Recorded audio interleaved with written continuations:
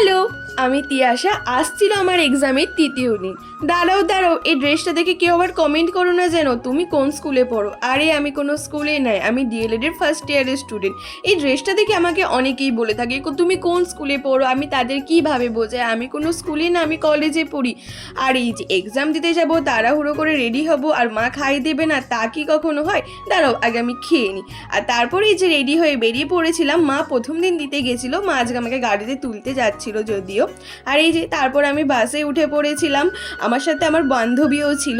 আর বাইরের ওয়েদারটা একবার খালি দেখো। আর তারপরে এই যে আমরা নেমে টোটোয় উঠে পড়েছিলাম। আর জানো তো আজকে না খুবই বৃষ্টি হয়েছে। আর আমাদের এক্সামের প্রথমে যেহেতু কোনো ফোন অ্যালাউ করে না, তো আমি কোনোদিনও কোনো ভিডিও ক্লিপস নিতে পারিনি। আর আজকে এক্সামের পর দেখলাম ফোনটা অনেকেই বের করেছে, তাই একটু সাহস করে বেরিয়ে করলাম। আর তারপর তো আসার পর এত বৃষ্টি হয়েছে, আমি আর কোনো ভিডিও কন্টিনিউ করতে পারিনি, প্রচুর পরিমাণে ভিজে গেছিলাম। তো চলো বাড়ি চলে এসেছিলাম। আর এই যে ফ্রেশ হয়ে নিয়েছি, এখানেই শেষ করলাম, বাই।